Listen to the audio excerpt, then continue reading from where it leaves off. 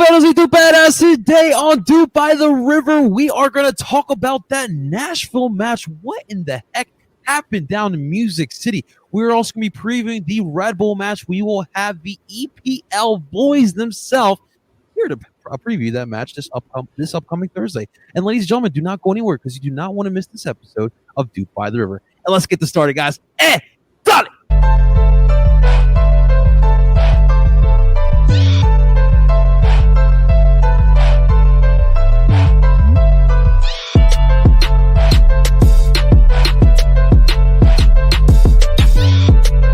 And that is right. Welcome, everyone, to Doop by the River, the show where we follow everything Philadelphia Union, brought to you by Philly Sports Network. What is going on YouTube? What is going on Twitter? And what is going on Twitch? Welcome on into another episode of Doop by the River. And, of course, let me introduce to you guys my fellow experts in Doopin'. First off, let's start off with my man, Mr. Justin Notorious VALD in the building, Freiburg. What's going on, Justin? How you doing, man? I'm doing pretty good. You know, it's coming off a holiday weekend. I'm preparing to go down on another trip myself. But hey, I always have time to talk about our boys in blue. So let's get at it. So if you guys did not know, Justin is actually taking his boys Jack Ellie and Ray Gaddis for a little weekend boys trip, a little weekend boys bachelor party. I'm just kidding. That would be some funny stuff. I would pay to watch that. Now that would be you three just tearing up West Virginia. Jack would drink me under the table. Let's be honest. Ray would just monitor everything. You know, Ray is our child of God, as Adam Booth would say, of course. And of course, let me introduce to you guys our other expert in Doopin', my man, Mr. Zach Lobasso, who is he's partying hard after Italy won. Zach, what's going on, man? Nothing much, man. Had a pretty long day coaching, but you know, you gotta be able to talk Union at the end of the day. So absolutely, that's what I'm here to do. Zach, I mean, not only the Union are teaching our youth, Zach as well is teaching our youth as well. He's doing his part for sure. Thank you so much for that. All right, well, boys, believe it or not, this is going to be the very first episode of Doop by the River where it is sponsored. Yes, I said that. We are actually sponsored today. So let me introduce to you guys today our first ever sponsor. Today's episode is sponsored by Roxborough United SC. If you guys do not know, this is a great organization helping kids around the Roxborough area fall in love with the game of soccer, fall in love with themselves, honestly. A lot of special things. So our buddy Jeff Mitchell, who's a big part of Roxborough United, he's doing a little bit of a birthday charity event that he's doing. So for his birthday, he's running a little fundraiser for Roxborough, just getting some donations to kind of help people, help this team out. Obviously, they're a nonprofit, so you know they do need money for equipment, you know, coaching, and all the things you would think a soccer club does need. So, what they are doing currently, I will actually put it in the comments. There is a Facebook donation group where you can actually donate there. Anything helps, from $1 to $10. Anything really helps, and this goes a long way. It goes to help these kids to get the proper tutelage and the equipment that they need to play this beautiful game. If you guys are on the apps, you can also donate as well to PayPal and to Venmo. They are on the screen right now. If you are listening to this on some of our streaming sites, of course, I will put this in the description so you guys can go check that out. But we really, from Justin, Zach, and of course, Tim is not here today, myself, we would like to thank Roxborough United for sponsoring this episode and for being who they are. This is definitely a great cause. So, guys, definitely, it would mean the world to us to donate anything you can to Roxborough United. Guys, we got a first sponsor. I'm feeling good about that. Huh? And a very good one, Jeff. If anyone knows Jeff Mitchell, beautiful human being. He is Mr. Posidelphia himself. Yes, I can't take that. It's an all out great guy. So please do support a organization that is near and dear to Jeff's heart. He puts a lot of time and effort. Our hearts as well, Justin. And he's just a great guy. So whatever you can, even if it's a few dollars here or there, whatever you can, or whatever it is, just much appreciated. Of course, absolutely. So we'll put that up there, and again, we'll put them in the description so you guys can of course find that. But seriously, shouts to Roxborough United. Let's go Roxborough United. I need to learn those chants now, guys. I need to definitely learn those chants. Well, I'm in a better mood today. Obviously, last night my Colombia got bounced from the tournament in a heartbreaking fashion. I will say, guys, I'm proud of them. I will start with that. I'm super proud of Colombia. I didn't expect us to even be in the semifinals, to take Argentina to 90 minutes, come back, right? You had a little comeback in there, and you know what? Penalty kicks, anything can happen. If we learn anything about this beautiful game, anything can happen in that aspect. But yeah, man, I'm not especially anything in the Copa America PKs, because there have been some wild PKs, man. Just people missing left and right, goalies making great saves. Oh my god! It's not been a tournaments for taking penalties. I'll say that much. What was Ronaldo Reda's player selection though? Look, I get it. That selection worked against Uruguay, but you got to change it up. And Luis Diaz was the best player on the pitch for 90 minutes, and he didn't get an opportunity. That hurts, man. That definitely hurts, and it is what it is. Again, I'm proud. I mentioned this on TikTok, and I don't want to talk about this for too long. But two things that I learned from that game: we need to find that next generation. We need to find those next attackers. There were times in that match where Colombia had a tough time of linking the play to the forwards, being clinical in that final third. But I will say the positive. I believe this team will make the World Cup. I believe that they can do it. If you've seen them play under Reda, they look more inspired. They look more stronger, and I feel confident that they will make the World Cup. So enough with that Colombian talk. Guys, I want to say congratulations to number one, boss man, Liam Jenkins. I'm sure he is drunk somewhere with a pint of beer in some pub in England, as his English team is now in the finals against Zach's of Azzurri. The Azzurri got the job done, and they are in their finals. This is going to be a very interesting finals. Absolutely. You ready, Zach? I mean, as long as it isn't like, if Italy doesn't put me through emotional distress like they did against Spain, I'm excited for it. But that game, Zach, do you know how sports work? That's not how it works. Listen. I think Spain was a very tough matchup for Italy because they like to high press. They have a ton of pace all over the field, whereas England don't really have as much pace. Like, you have Sterling, you have Saka, then you have Walker, and you have Shaw. But other than that, like, they're not going to be able to press like Spain did. And I think if they do press like Spain did, because of the pace or the lack of pace in Harry Maguire and John Stones also not being the fastest, Italy's going to definitely be able to break open that back line. Unlike Spain, where you have, Jordi Alba, and then you also have center backs who have more pace like Garcia. And even though Laporte's not super fast, he is a top center back where he can cover for that, and also has Garcia covering for him in that game. But it's going to be, England's very stout defensively. So if Italy can't get in behind, I don't know if they're going to be able to score many goals. I think they're going to go out with the same lineup, although I would like to see someone else at left back besides Emerson, if there even is an option there, because Emerson was not doing, you need someone to be willing to do the job that Spinazzola did before he went out, because that really makes this Italy team tick. That left back getting forward allows Insigne to come more centrally, which really causes issues for that defensive midfielder and the two center backs, because no one wants to deal with a guy that pacey and that crafty on the ball in the middle of the field with someone else bombing to the left, willing to cross the ball into the likes of Chiesa and Immobile. It should definitely be a fun one. I honestly don't know who I'm going to be rooting for. I do want to say before we move on to that, because obviously I go on Twitter and that's all I'm seeing. I'm more worried about the Nashville's Ake signing. Everyone's like, "Oh, Euro semifinal up," which I get it. But I really just want to say, seriously, congrats to Denmark. Dude, for real. Anyone predict them to be in the Final Four? And you guys, remotely. Yeah, you guys know me as well. I love a good Cinderella story, and just their story of what went down with Eriksson, and to play motivated the way they did and to get to this spot.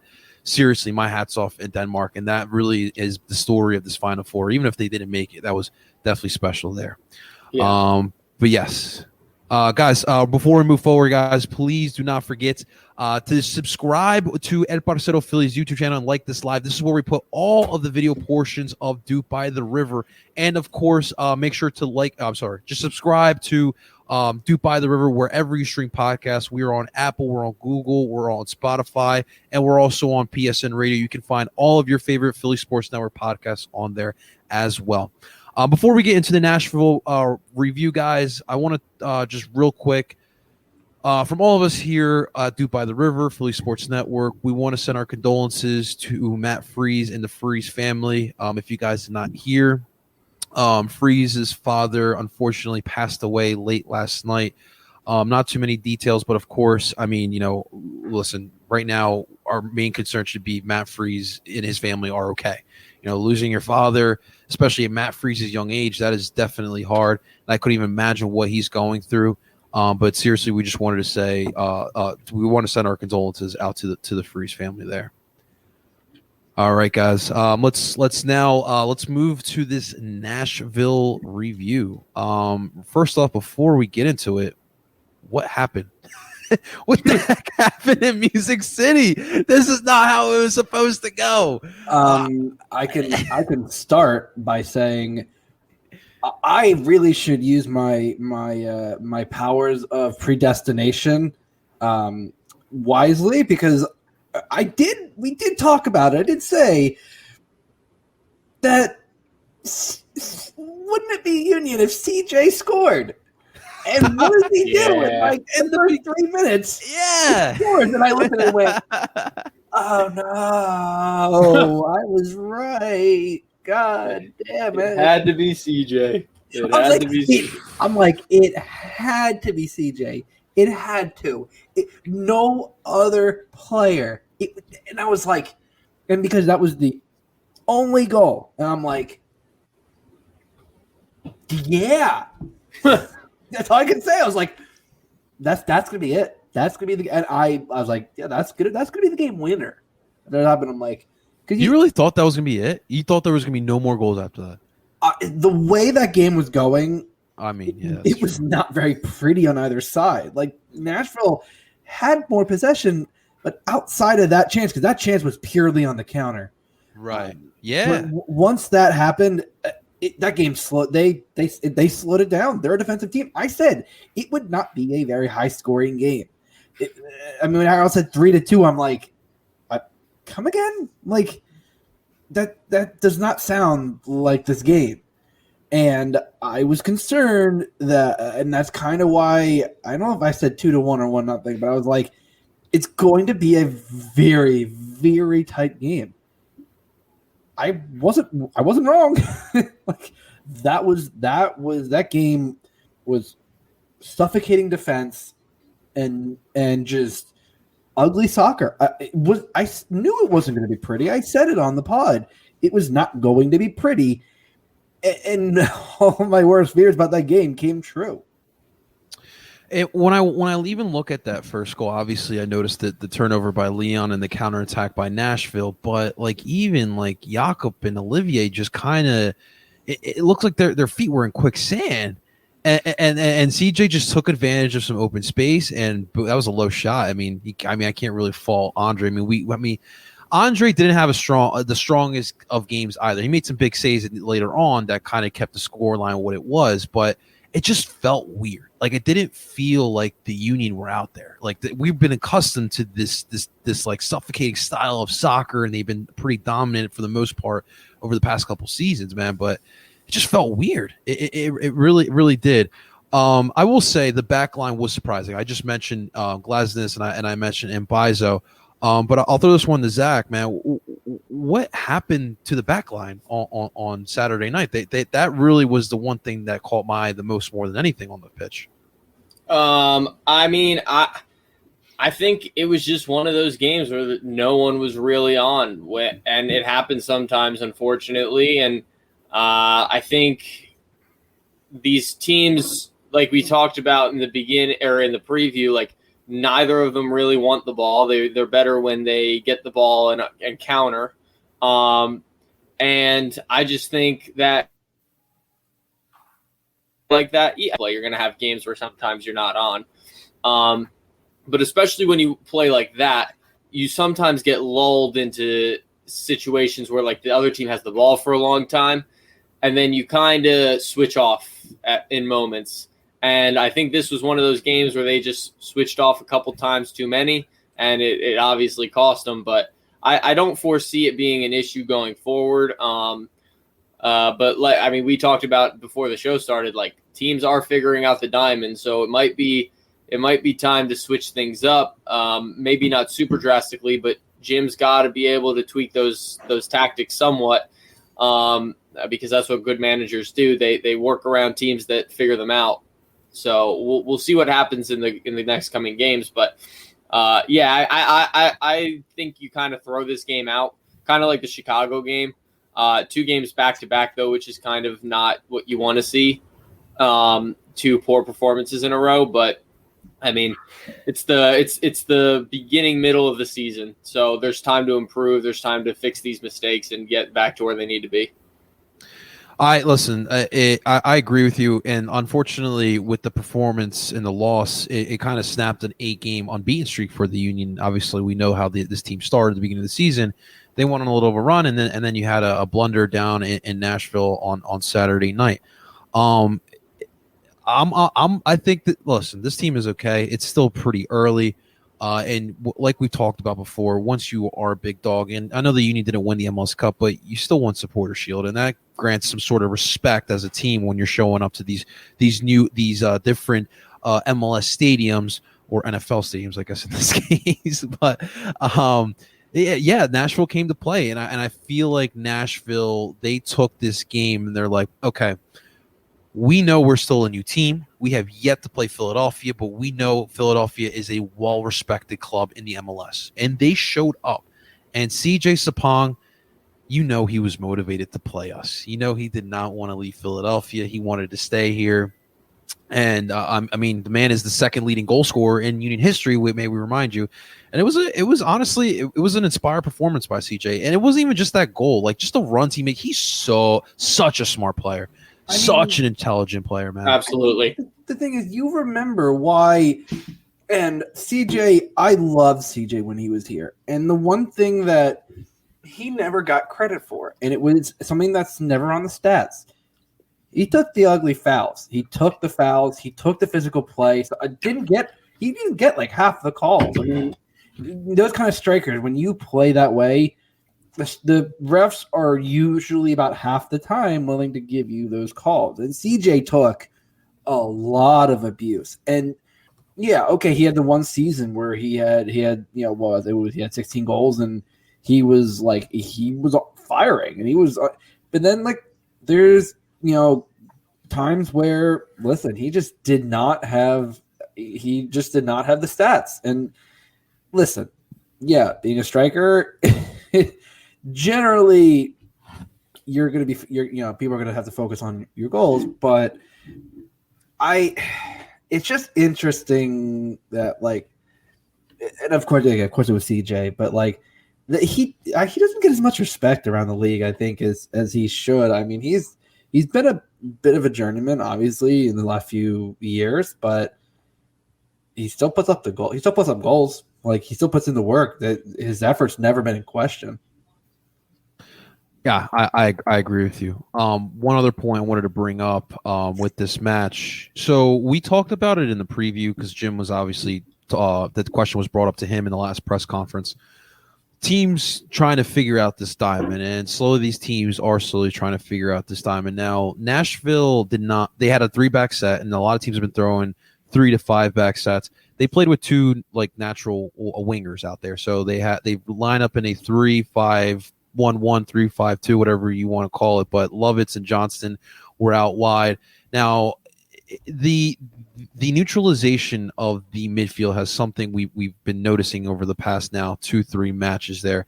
I'll throw this one to Zach, man. What are you seeing out there? Like, what is it that has been kind of stalling this midfield a little bit? So I think that they really live and die by how well Jamiro plays on any given night. And when he doesn't show up to as well as he can, they really struggle. But when he's on it and he's getting the ball and he's distributing and he's going at guys, he's playing that splitting ball through to Casper, Sergio, or whoever's up front, they're really dangerous and they can be one of the best teams in the league. They can compete for a championship. But when he's not on, they really struggle to like pull the strings in that midfield because he's really that creative guy that they look for to kind of pull them out of these lulls that they find themselves getting into. Now, hopefully, Gazdag, like first game, like I didn't like I would have loved to see him have like a great first game where he just balled, but he's been in the country for like what, 3 weeks maybe. Yeah, he was for like a week, and then been for like a couple weeks. So not really. So he probably does. His English may not be great. I'm not 100% sure on that, but like coming from Hungary, like he might not speak great English. And even if he does, like learning Jim's system, it's a weird system that most teams do not run. So he's got to figure that out, and it's going to take time. So people just need to be patient with him. But I also think, yes, and as Heather says, he was played out of position. He's a 10 or a false 9. And he was played at an 8, which I found very odd because I think Jamiro, what was the thinking behind that? I have no idea. I guess and that's why, and I agree with Heather. I agree with Mike. Like Miro is not really a 10. Like he's an 8, 10 high, but he's not a true 10.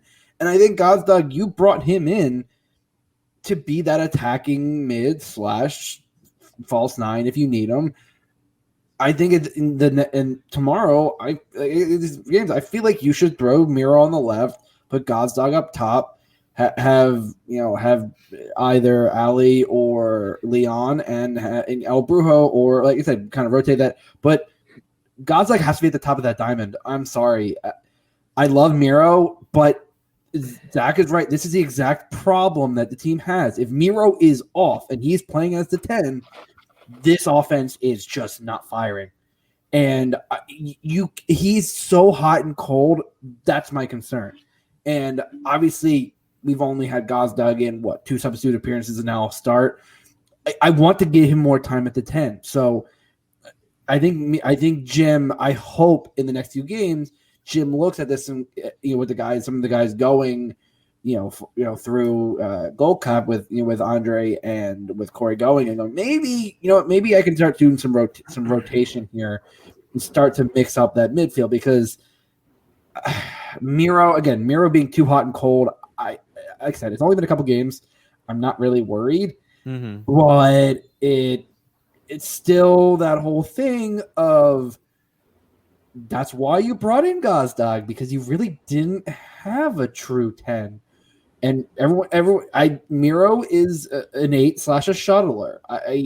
He can play as a 10. That's just not his position. And I think he has the abilities, but sometimes he doesn't see the right pass. He takes it on and does a horrible shot. There's stuff that or he does too much.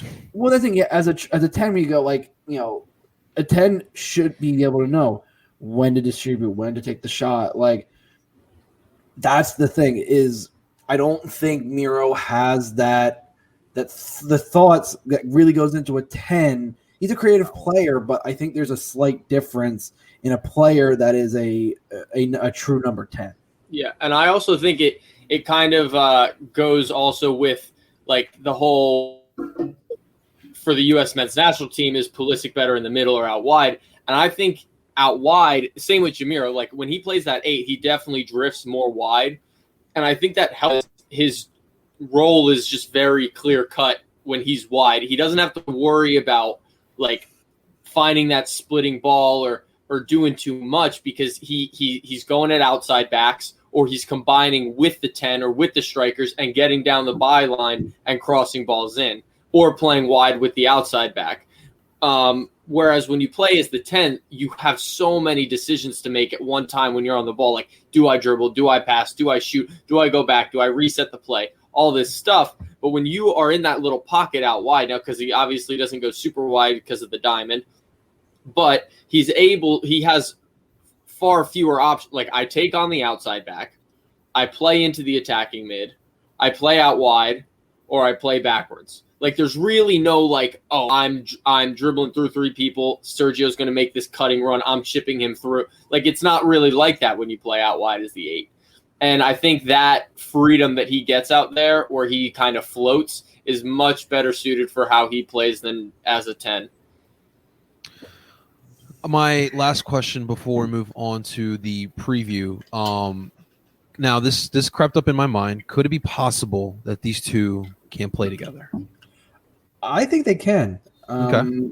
So when I was in Chicago, when Gazdag came on the field, when it was when Jim was trying to really chase the game, and it looked like he was trying to really actually go for a win, there were moments I saw some nice link up between Gazdag and Miro. There was one particular sequence that Miro ran up. He saw Gazdag coming behind him.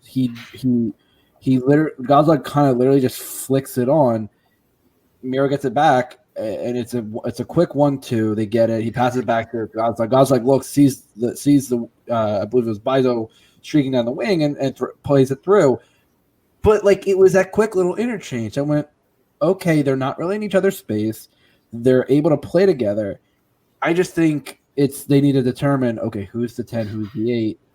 And I think when it comes to Gazdag, I hope that Jim, like, the reason you brought him in, he's supposed to be your 10. And again, I love having Miro on the field, but Zach's right. That's exactly what I was saying is with Miro on the wing, on the side of that diamond, he really doesn't have to do as much.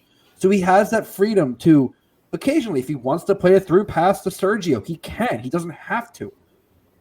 But he also has that ability. Okay, is Kai coming in on my side? I can play him a great through ball.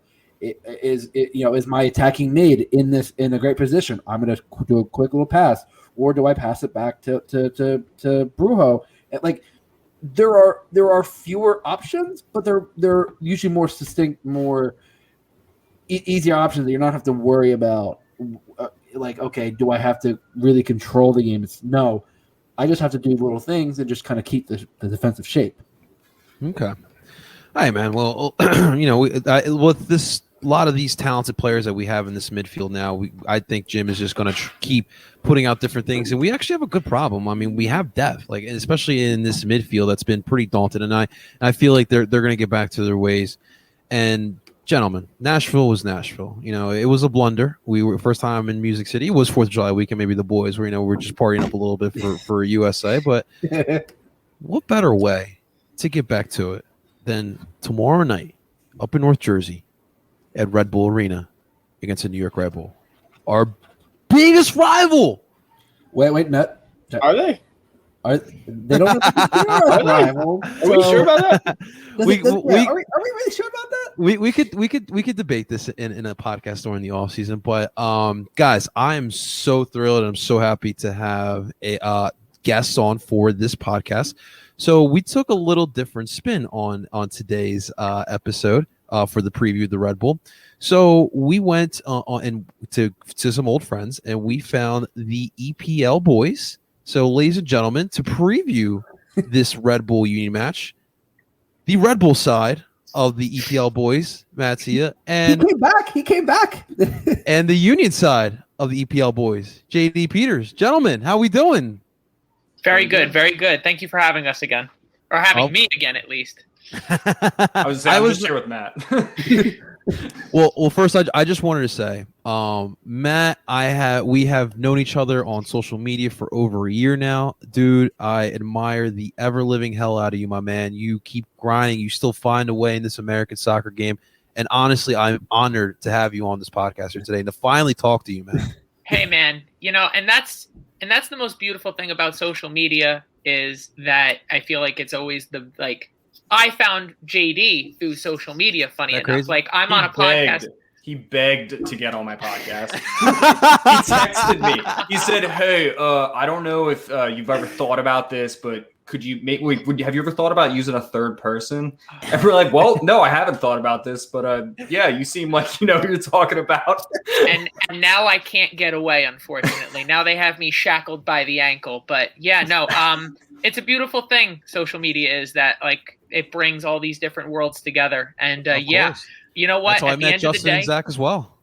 That's it, man. It's a beautiful thing. And honestly, we're all here talking. We're all pumping up MLS. And I think that's the end goal at the end of the day is to eliminate 1 Euro snob at a time. So yes, it's not a retirement league. My man. I mean, listen, Serie A is definitely more of a retirement league than MLS these days. Hey, I mean, Zlatan did play here and then went to Italy. So, listen, he couldn't win anything here. So he's like, oh, fair, I just go to Italy, right?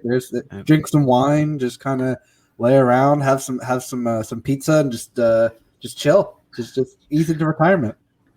I don't know. Something about retiring in Italy sounds more intriguing than retiring in the United States. I don't know. That's just me. It sounds more relaxing over there. It seems nicer, you know. The wine's a little better. bit. Well, I don't want to be rude here. I wanted to also introduce JD as well. JD, what's going on, my man? It's a pleasure meeting you. Yeah, you too. It's going well. You know, Matt was just kind enough to let me know this was happening, so figured I'd help represent EPL boys and also the union. You know. Unlike the fucking Red Bulls. Yeah, you know when Matt texted me and went, "Yeah, one of my co-hosts from the podcast is coming out. He's a Union fan," and I'm like, one, I'm surprised he wanted to come back. you like, okay, yeah, like it's gonna be a bit more of a dump on here, but hey, Matt was such a good sport the last time. Listen, I guess he. Are you a glutton for punishment? Is that? You know what? Hey. Yes, he is. I bring it back to a quote that Tyler Adams did. Like I think back in 2017, the great Tyler Adams. Oh my god, the great Tyler Adams. Like the holy prodigy of Tyler Adams. He doesn't even remember New York. Yo, shut up. North Jersey, JD. Yes. Excuse me. He remembers. Leave me alone. No, he flat out said he's like, because we're Red Bull, everyone hates us. So for me, it's like I don't care where I go. If I wear a Red Bull jersey in public, even in New Jersey, people look at me and they, why are you wearing that? It's like because I'm proud. I'm proud of this energy drink company that I represent and walk around. Matt, can I ask you, how bad do you want the Metro Stars back though? Oh, you mean the Metro Stars? The Metros? Yeah, no. Yeah. Well, I mean, a lot of our chants are still like Metro chants, funny enough. They're still ones that were started back with the club about, 20, 25 years ago with the Empire Supporters Group. Those chants have really carried. Most of those chants have not changed. Yes, of course, we've added new ones, like off of coaches and players and stuff like that. But the majority of our structure, at least on our chants, you'll actually hear, if you hear closely, it's actually not Red Bull, it's Metro. So for the fan base, Metro is always still a very massive part of this club. It's part of this culture. I mean, the only thing that I'm just really upset with is the team itself has not really jumped on that. There's a lot of clubs, LA Galaxy, Kansas City. A lot of these clubs have this year done like a 25th anniversary, like kits and club. And like, it's just about to say like all this stuff in jackets. And honestly, the number one thing Red Bull fans have been asking the front office is if you found a way to get Metro Stars stuff or like Metro Stars themed stuff in the Bull Shop, it wouldn't last one game. It wouldn't last one game because Red Bull fans would buy it all because all we want is the Metro Stars, like the logos and stuff like that back. It's our thing. And honestly, again, is it ever going to come back? If the Red Bull are making money, of course it will. But, and again, we're a part of the big conglomerate that is the Red Bull system. So, I'm just shedding one tear for Caden Clark as it falls down my cheek. All hail capitalism. But can I just say, I'm picturing like like a Red Bull, like a Christmas story, and like Tim Howard in a Metro Stars kit is like the ghost of Red Bull past. and then you have Thierry Henry, and then I don't know whoever you would consider the ghost of Red Bull future, and that's like essentially the story. But that's what I'm picturing in my mind. Is Tim Howard in a Metro Stars jersey with chains draped around him. I bet you make the joke about like JD makes the joke about does Tyler Adams even remember where the New York Red Bull are? I bet you Tim Howard definitely falls under the category of, hey, do you want to come back? Nah, I'm good. We did a ring of honor not too long ago, and like you can tell which players were excited to come back and which players were like on this player's behalf because they could not attend the game today. It's like, oh yeah, because they just didn't want to be here. So is Tim Howard really the most popular MetroStar player? MetroStar, I wouldn't say Tab Ramos, probably really up there because Tim Howard was only Mike Peckey's. Well, Mike Peckey was a big fan favorite because he came, won stuff, left, came back, won some more, then came back, was the coach that just wanted to fight every single ref and won a supporter shield. So for the fans, like Mike Peckey is always going to be on like the top 5 list, but not just because of players, because of what he did as a coach as well. Like if a lot of people, I guess, if you're a Red Bull fan, you'll always remember this, but the town hall meeting of Jesse Marsh, where Mike Peckey won the supporter shield and then like weeks later got fired. And then Jesse Marsh comes in, and I don't know who in the Red Bull front office thought that this was a good idea. Hey, let's get 150 of the most pissed off fans, put them in a room, and put the new coach on a stage and see what happens. Like, if you want to, honestly, for all the Union fans, go watch this, because for me, this is great because, like, looking back at it years later, it's very much like, ooh, wow, we were yelling at Jesse Marsh. And it's like, yeah, I bet you we could all take those away. Like, hey, I've yelled at Jesse Marsh. In fact, there's a literal picture of me, one of my first years as a Union season ticket holder. It was the Open Cup game where he got a red card and slammed the ball down right around midfield, and he's walking around, and you literally see me like yelling, like he's right in front of the river, and you see me pointing, and like I don't know if you can see veins popping on my head, but like you can see me pointing, and like it's the photo that resurfaces every so often whenever Jesse Marsh is brought up, and I'm like, oh yeah, I see me right, like just to the left, but right there. I'm yelling at Jesse Marsh. I prefer the story of you yelling at Connor Lade. That one was like that one for me got like I laughed way too hard when you told me that. That's great, mainly because when I found out that he was married to a girl that I knew pretty well in high school, and I was class with, I'm like, wait a minute. Professional soccer players. I'm like, that sounds like, it's like, hey Connor, I know your wife. And he's just like, that's got to be the one insult, like not even an insult, but like just basically that's the one thing you got to hear from the crowd where you're like, what? Wait, hold on. Yeah. What was that? Who said that? So confused for a split second. And like, it was like a corner kick, and he like quickly like runs back, and everybody's like, my one friend was like, do you really know his wife? I'm like, yeah, I took counting all 3 years of high school with her. There are people around you who don't know you, who looked at you and were just like, I don't think the guy a couple rows in front of us is all there because he just said that he knew Connor Lade's wife. It's a weird insult.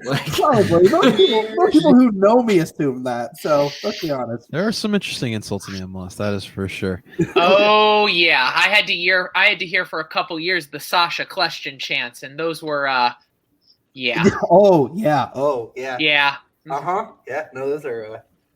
They got creative. Also. Oh, I'm telling you right now, that was probably like. I'll give NYCFC fans credit because they're the ones who started it. Like I heard that chant for the first time, and I was even like, "That's kind of funny." Like that's kind of funny. I feel you on that. That's kind of funny. Like you, even if it's a rival, you hear a good chant, and you're just like, "Okay, I get it. Like, that was well done." I will say one thing I do respect out of Red Bull. I feel like sometimes they don't care what anyone thinks, and they'll just do what they think is best for the club and for the whole conglomerate that is Red Bull. You gotta love that. You gotta respect that. You know what? At the end of the day, I look at the success that Leipzig has had, the instant success. Remember, this is a club that started in the lowest divisions of German soccer, and then within years later, their way into Bundesliga, using a loophole. Yes. They we got absolutely. it. No, but you know what? They used the loophole. But I'm going to give you. Again, I want to give them credit. It took them X amount of years to take a lower division team, and every single year they won, got promoted. And now, I mean, we see, Dortmund every single year get gutted a little bit. They have their best players ripped from them. Yeah, I'm a Man United fan. I'm doing backflips over Jadon Sancho right now. But, Leipzig last year were easily the second best team in that league. And Leipzig now are continuing to keep some of these players. So Leipzig look like they're going to at least attempt to make a push to kind of compete with, Bayern. And Salzburg just won their league. And it's you look at these teams, the Red Bull system, again, Red Bull itself want to win. That's the big thing for Red Bull. They want to put a winning product on the field. And honestly, I'll compare it to Manchester United. Prime example. Do you think the Glazers give two shits if Manchester United wins? No. They care about how much money they can pull out each quarter, and they can finance their yachts and their mansions. But Red Bull itself, the system, is a system that's built on wanting to win things. So honestly, getting made fun of the fact that I support a team that has an energy drink logo all over my stadium, my jerseys, my training tops, everything. Yeah. The joke's hit. Not bimbo on your jersey. Well, that was. That's a tough one to explain to people. I've been looking forever because I want to get JD a jersey, like a nice Philadelphia Union jersey, but I want to get him. The only jersey I would buy him is a bimbo jersey. If it was not a bimbo jersey, it's just not. That's not how you treat. I was going to say, buy me one of those auction ones up that the auction for the Juneteenth jerseys that are like starting at $150. You can buy me one of those. Man. I like that. Yeah, JD, I like you. I don't like you starting bid at $255. I don't need the Glesnes one. Literally, they have the Glesnes one that he scored the rocket in, and that's at like $360 or something. But some are still at $150. Get him like a Jack McGlynn or Quinn Sullivan. I'm sure that's pennies on the dollar. The Shavilko one's still $150. Quino's stock's going up. He might be going a little more than that. Matt, one more thing. So does this mean Red Bull fans automatically are Leipzig fans as well? No. So I actually know a lot of Red Bull fans that root for Dortmund, Bayern. One of my best friends who has been going with Red Bull games with me now for the past decade, he's a massive Bayern Munich fan. And honestly, he hates Red Bull Leipzig. So it's actually kind of funny. That's the funny part is even Salzburg, Red Bull is from Austria. People forget that.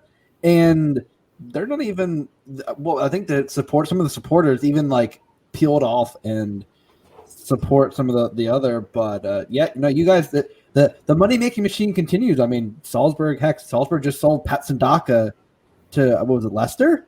That was a out of nowhere, and I knew he was going because him and Brendan Brendan was feeding Daka the whole time. And I'm like, he's going, where he's going, he's going. I mean, honestly, funny enough, we have a Discord connected to our podcast as well, and they're literally coming at me, yelling at me that Matt, do you not remember that Leipzig just sold Upamecano? So I was like, hey, you win, you get good, you sell, and then you buy Caden Clark for $3 million, and then you just keep it going. Just keep it going. It's putting money, taking money out of your left pocket. I said that to you. Put it in your right pocket. It. That's literally it. That's literally it. But I mean, hey, I get him for at least half a season. I get Caden Clark for half a season more, and I'm going to enjoy every last second of it. He's been so good. Matthew, Caden Clark has already forgotten about New York Red Bulls. Let's be honest. He's going to be there for another half season, but he's already forgotten. He's just going through the motions. JD, I love you so much. It hurts. Well, speaking of which, so let's get to this team that's currently in Red Bull Arena there. Matt, I'll be honest, we were talking about in the pregame show, I guess. we don't really know and much about this team. This team kind of has changed a little bit its face over the past couple seasons. You guys have, I guess, there's definitely like a trend of youth that's going on with the Red Bull. We've known this for a while. This is how you guys love to build through the kids, but you guys have been on a kind of a tear lately. Was it 3 wins, one loss? 1 in the last 5. That's pretty good. Yeah. So what's been going on with you guys, man? No, I mean, honestly, with Red Bull and every single week. So another thing that I do outside of the EPL boys is I also do Red Bull articles for the MLS Ace podcast. Yeah. Honestly, every single person who works there, shout out to Tom and Graham for even giving me the opportunity for that. But I've been describing it as this is just a team of extremely young guys. I mean, the next guy up mentality is absolutely phenomenal this year. I've seen teams in years past with other coaches where when a star or your best player goes out, that's it. The next 2 or 3 games where we don't have them, that's it. It's done. Forget it. We're just not getting productivity from those positions, and the entire game plan just absolutely just falls apart. But for Aaron Long to go out, that was such a critical hit to this entire fan base where we honestly looked at each other and we're just like, I don't know if we recover. Like, Aaron Long is the heart of this defense, but you look at it. Tom Edwards coming over from Stoke City has been absolutely phenomenal. I honestly consider him basically a Swiss Army knife as a defender because this year he's played both sides of the center back position. He's played left back, right back, and center defensive mid. And honestly, no matter where he plays, he's been absolutely phenomenal.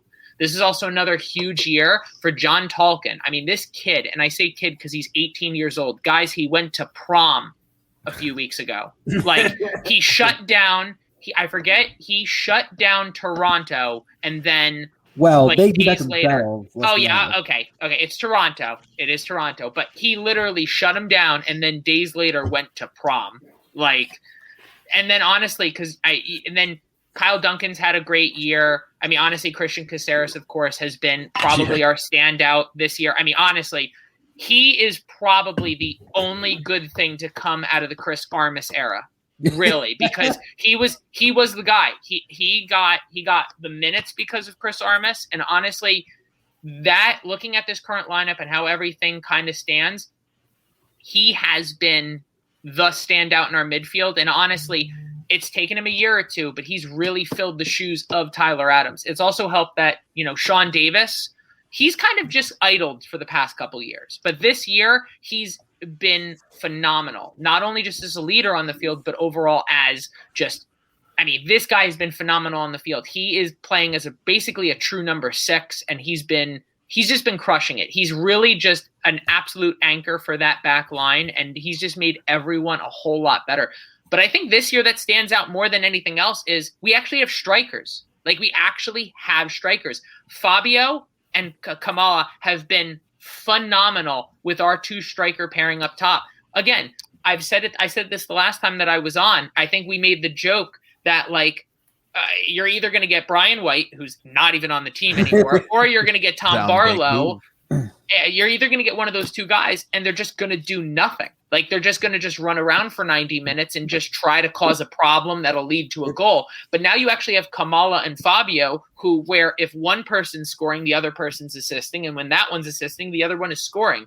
These guys are doing phenomenal. I mean, you look at this last game against Orlando. Fabio has a goal. Kamala has 2 assists. I mean, they have been absolutely incredible. If you told me at the beginning of the season the Red Bull would be able to win without Danny Royer or Caden Clark, I'd be looking you dead in the eyes and going, you're either on crack or I just don't believe you.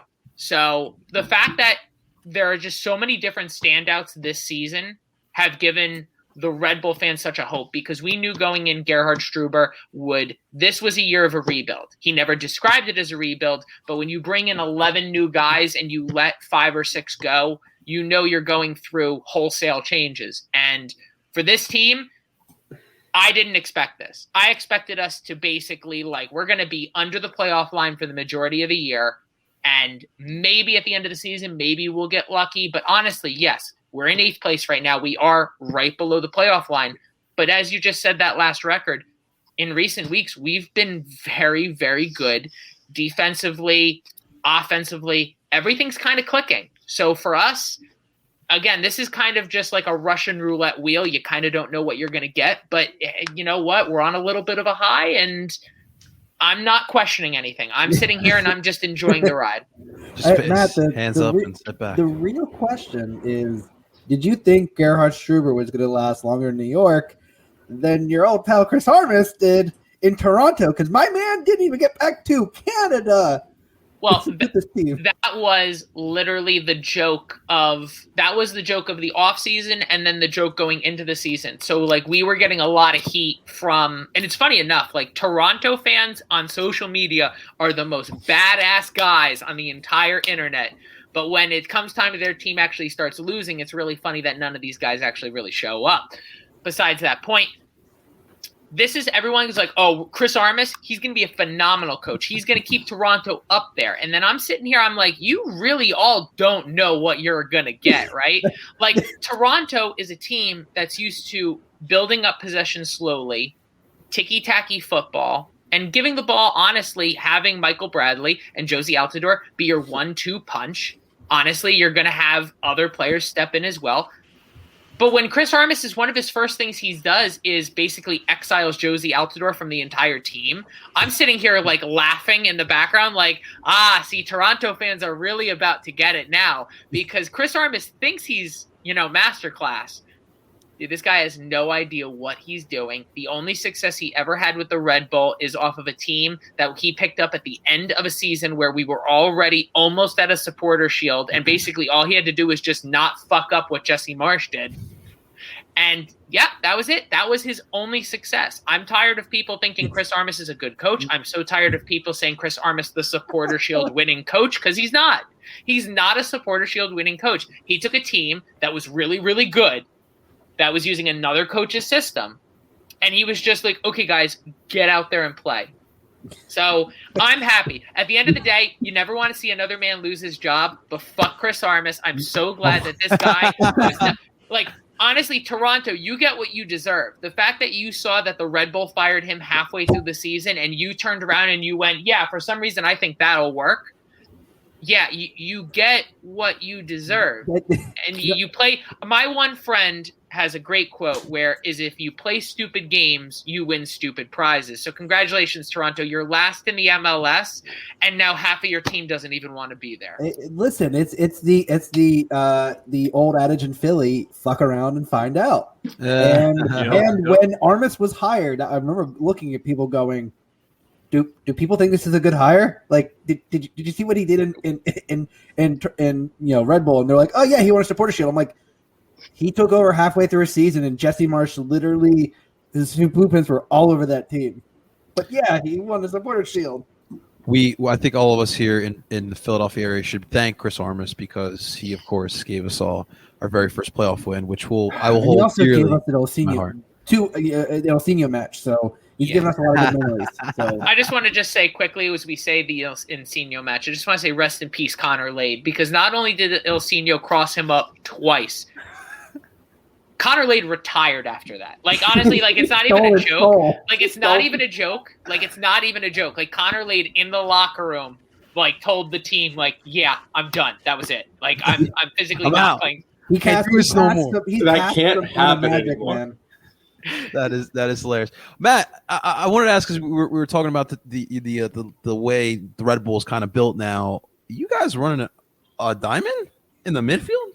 So yeah, that looks like it's and it's funny because it came out of nowhere. It really did. Chris Armas last year tried to do the whole 4-2-2 system where basically you're gonna have 2 holding midfielders, 2 wingers, 2 strikers. But the issue is we didn't really have strikers to kind of link it all together. You also dealt with the whole Kaku situation, which, by the way, still hasn't been figured out. I was going to say, has it not even been resolved? He's been playing in Saudi Arabia for how long?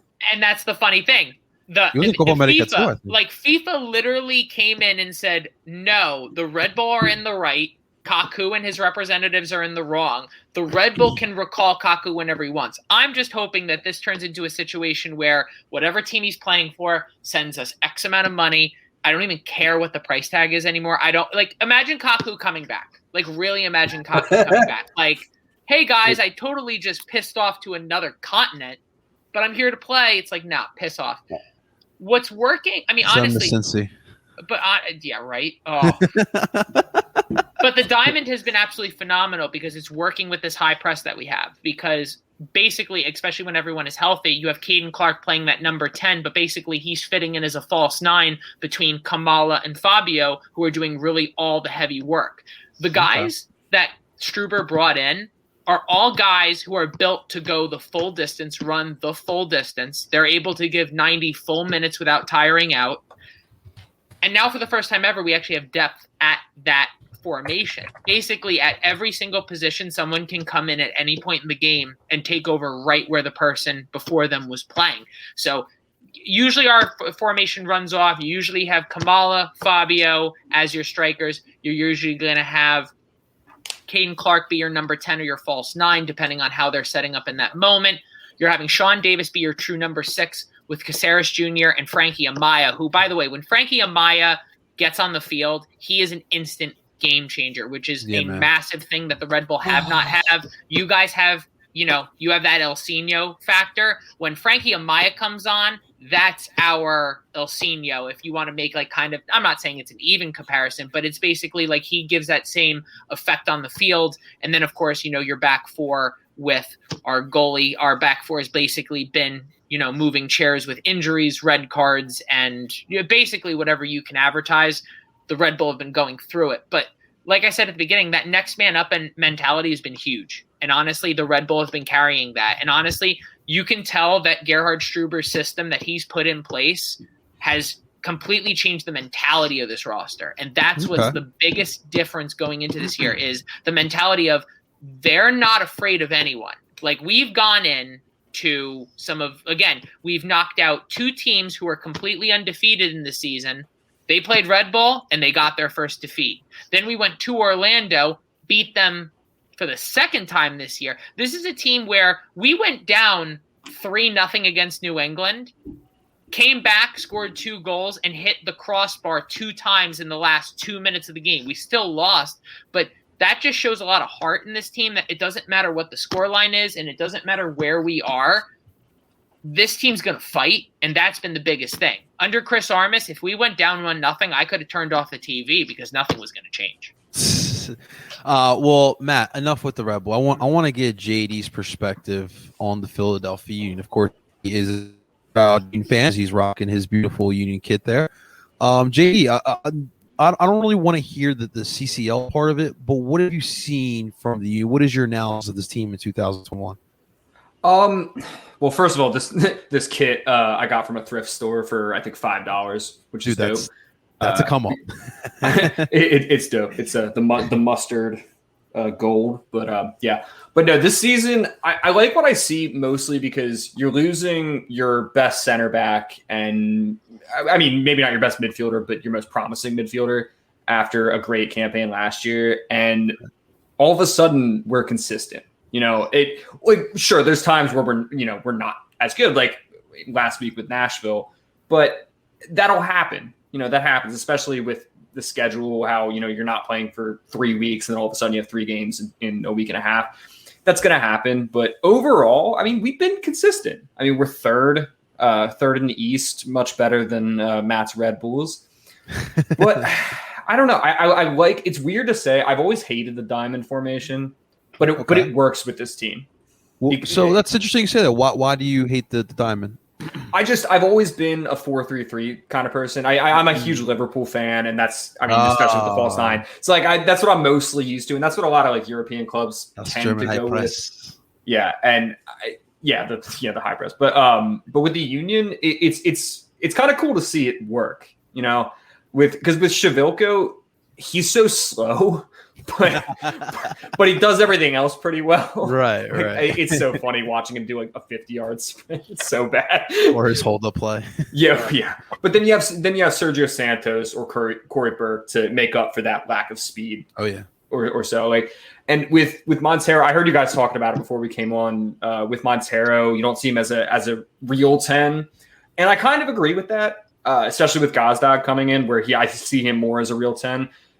My thing is the addition with Leon Flock really tosses up the midfield because he's Jim Curtin said, like, he's undroppable. He played himself into this, and he can't see him dropping him. And I agree. But then do you drop Bedoya? I can't see them dropping Bedoya. And then El Brujo problem. Yeah, and it's a great problem. El Brujo would just stare at Jim and just go,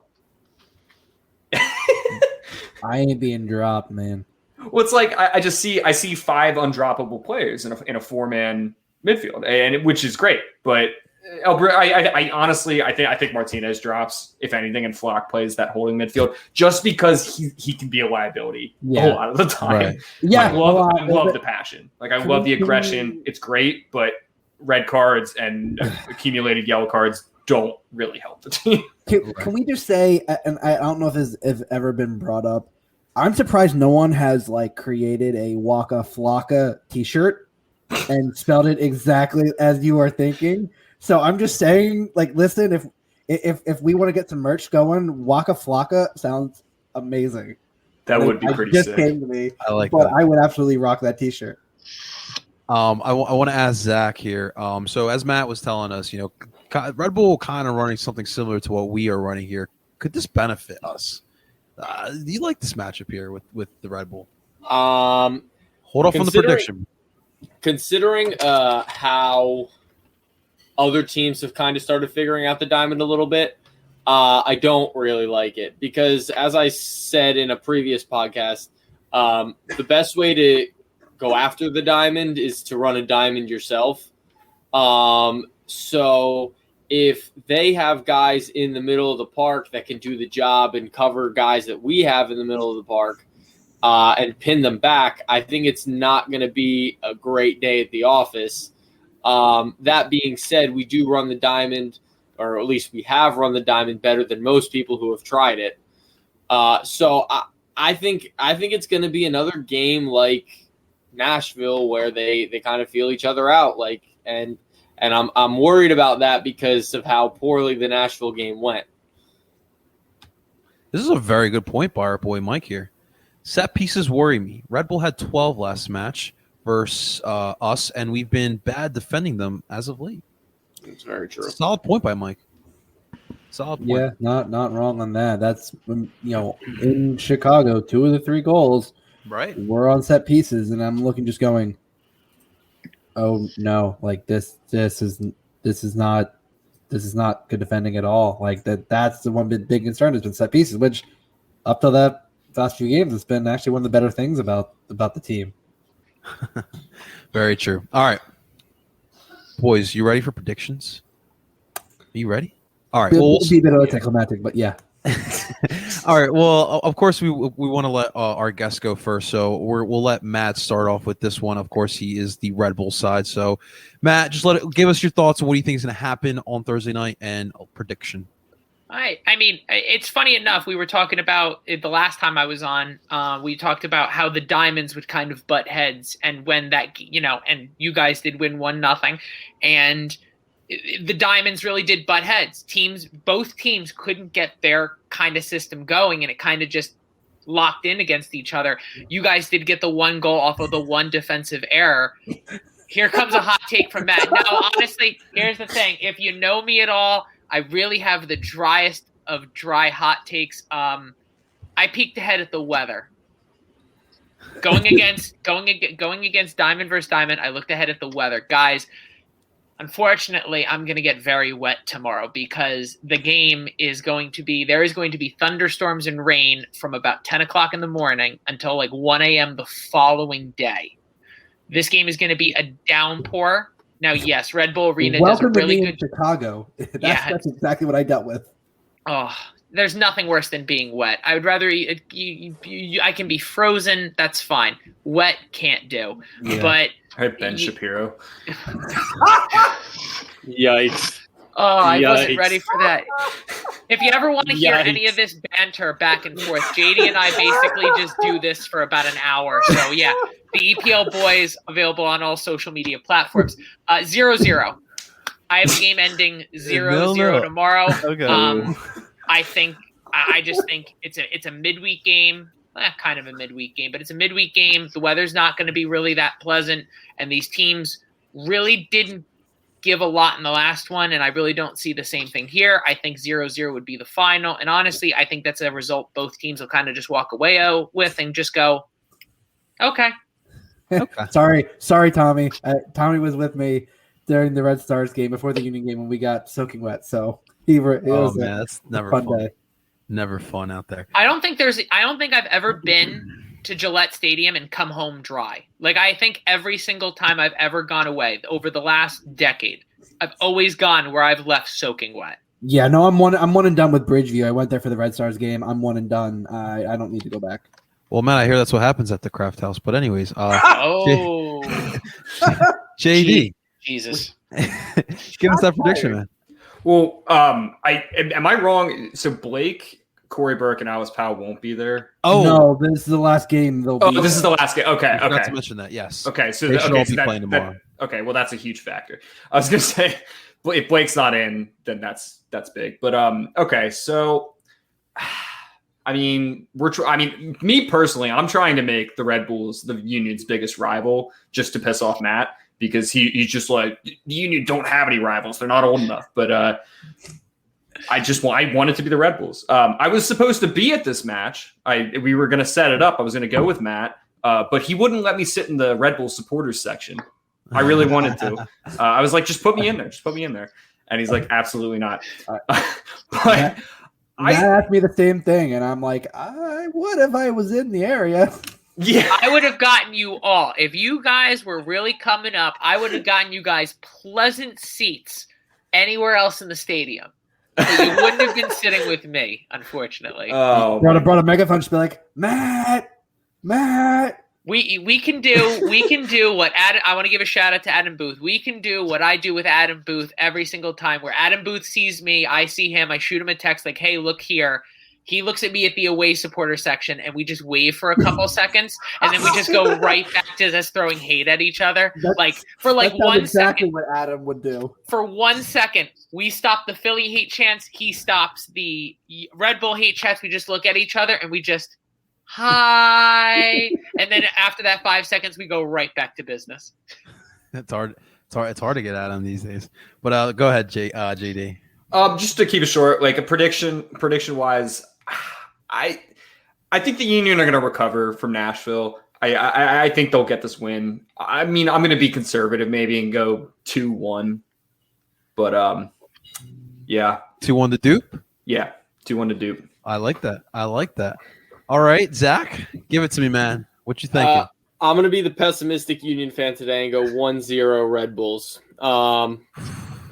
I think with the weather and the diamond for diamond matchup, I think it's going to be plus the Red Bulls being at home. I think it's going to be a sloppy game, especially with the weather. So I think the Red Bulls will squeak one out at some point during the game.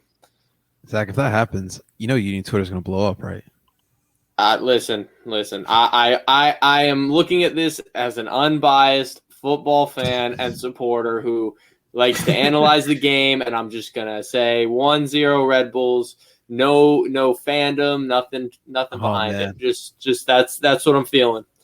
All right, Zach. If you lose friends because of this, we can be friends. I'm totally cool with that. All right, Justin, what do you got for me, man? It's we talked about this the last time. We knew that it was going to be a dull game the first time around. It does not get much better this time around. I'm going along the lines of what Matt said, but I'm actually going to go 1-1. I think it's, again, Union Red Bull matches, even with the Union success over the last few years, it's just always scrappy. It's ugly. That's how we like it. I mean, listen, it's not going to be as ugly as Nashville, but you're playing two exact systems. So we say something's got to give, but essentially usually it's a net effect. So at this point, a draw feels likely. And I'm thinking, I'm just going to say Casper gets a goal off an assist from Gazdag, who I think is the start to 10. And I think, I think and I don't want to be saying this because I spoke it into existence the last time. I think Carlos Coronel is going to boot a ball down the field, and Fabio is going to score, and it's going to be an assist from a former Union goalie, and that's just going to be the like. I spoke CJ into existence, and I know I'm using my powers for evil, but I feel like that's going to happen just because that's just the way. Look, whenever you have a former Union player on the field. Man, former Union goalkeeper Carlos Coronel. My God. He has. And it's funny enough because he's been absolutely phenomenal for Red Bull. He's been absolutely incredible for the Red Bull this year. Honestly, saving penalties, coming up massive in big parts of games, and yet for some reason, half of our fan base, if you look at Twitter, still want Ryan Mira. So it makes no sense. But yeah, wasn't he Champions League last year? Coronel. Yeah, he still Salzburg. And yet people are still wanting, and people still want Ryan Mira. I love Ryan Mira. I've had conversations with Ryan Mira. He's a pleasant guy, but it's tough to say because even when he was here in Philly, he looked good when he came in the matches. Oh my God, he had a insane save on he was, but he was a backup. There's not a lot of pressure. You're coming in every so often, so I don't know how he can do as an every game, every match starter. He's been phenomenal, man. Ani, you want to talk about the biggest blessing? Because honestly, after Luis Robles, I thought we would go like another 10 years without a goalie, like a consistent number one. So fingers crossed. Fingers crossed. Before we head out, guys, JD and Matt, I want to talk a little bit about EPL, boys. Obviously, it's a Premier League centered podcast, but how did it come about, and what makes you guys different from the other EPL podcasts out there? JD, do you want to start? Because JD is one of the founding members. I'm just a guy who begged, pleaded, and cried to get on the podcast. So yeah, our other co-host Logan, we had been followers of the Lads podcast, which is kind of just football overall. And in their Discord, that's where we met. And he just called me up last summer. Was like, "Hey, you want to start a podcast?" And I was like, "Yeah, sure." So I think, what did we just put out? Episode 74, I think. Yeah, wow. Something like that. Yeah, we try and do two a week, at least during the season. Okay. They're pretty long episodes. Usually between an hour 15, hour 30. And I think that our different take has been that we go through and talk about every single game in a match day. And break it down and then preview every game for the next week. So that's what makes it longer. But even a Crystal Palace versus Burnley match will get talked about and analyzed, which sounds like terrible. But if something good happened, if nothing happens, we just gloss over it. But I think that's kind of what makes it different. We have a lot of segments where I'll do a gambling corner. It always has fun intro music. Save That Money by Lil Dicky. That's what I've usually been rolling with. I expected this kind of vibes when I look into the profile for the EPL's podcast, and literally your cover photo is the Eric Cantona incident against Crystal Palace, 2-footing a fan, and I'm like, oh yeah, it's that kind of podcast, huh? Oh yeah. Yeah, it's shithouse. But yeah, thankfully we haven't gotten copyrighted because our intro music is very copyrightable. I don't know how. I just clipped that from YouTube. I'm just saying that right now. Shouts to YouTube. We just try and keep it fun. But yeah, Matt, you want to go on? I was about to say, honestly, it's original. It really is. I listen to soccer podcasts all day, and then when we come to recording ours and I listen back to ours, it's just different. And honestly, that's probably the biggest thing I could recommend is, right now we're covering the Euros in its entirety, and we're doing the same game breaking down every single game, every single player, every single big moment. We are not friends of the referees. So if you are a referee, maybe not listening to our podcast would benefit your day. But yeah, like JD's Gambling Corner, I've had people reach out to me personally, be like, "Hey, can you thank JD? I've made a few bucks listening to your podcast." And it's like, hey, fantastic. But yeah, we have, honestly, and it's all banter. Let's be honest here. It's two Liverpool fans and a United fan talking EPL. So for us, there's little battles within the war, but honestly, it's nice to just have 3 separate, unique, and like just opinions on things. And for us, it's also fun. For us, it's natural. I mean, if we had to, we could record for 3-4 hours if we wanted to. But God, you don't want to listen to me talk about how much I think Marcus Rashford is the greatest thing to ever be blessed upon football's world. So, no, it's an absolute pleasure. If you have the opportunity, we're available at anywhere you get your podcasts, so the EPL Boys, and we're available on all social medias. I'm basically running the majority of them, so if you want to throw me hate personally, I only read the reviews of people who follow us. So you have to click follow, and then you can just throw hate at me all you want. Wait, so Matt, the real question is, have you gone through a segment as to the correlation that Jadon Sancho getting a move to Manchester United was the exact reason 100%. why he got a start for 100%. England? So Absolutely. I mean, my funny thing would be is yes, basically, yeah. Gareth Southgate doesn't play Bundesliga players. He's just like, nah, fam, I don't trust you. And then the second he's like, oh, I'm on United now. Okay, get your ass in there. But I think the real thing was, like, the real, like, underlining thing is this move has been now escalating very, very much during the beginning of the Euros. So for Jadon Sancho, this is a lot going on mentally. Is your entire career is now moving. You're going to a different league. You're going to have to pick your stuff up, move it to a new place. So that's a lot on a lot on your mind. So for him, probably not playing was probably the more beneficial thing. It also helped all the parties involved because, yes, Jadon Sancho was on the national team, therefore, that was leverage for Dortmund. But at the same time, Manchester United could feel confident putting down a price because he wasn't playing that frequently. So, it's a lot of different things. At the same time, Gareth Southgate, I still don't think that guy has any idea with what's going on. So you guys already described it. You guys already talked about it on this episode today. I mean, I don't know what JD's opinions are. We're going to literally record our episode for previewing the final in the next couple of days. I still don't know yet if football's coming home, and I'm just confused. It's coming back to Rome. It's coming to Rome. Yeah, football's coming to Rome. This banter's going to be fun for the next couple of days. But JD and Matt, real quick, I just wanted to just thank you guys, obviously, for coming on. But please keep doing what you're doing. Like, I just love seeing 2 Americans that obviously love the game over there. But it is clear that you guys don't lose what is in your backyards. And that's kind of like, getting into the soccer game.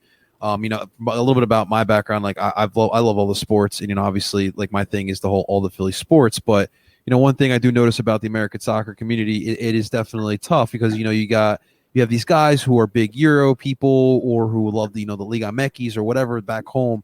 And then, you got MLS people and then you have people who just don't care about the sport. But seeing you guys talk about the EPL, showing love to the MLS, we need more people like that. So seriously, keep doing what you guys are doing.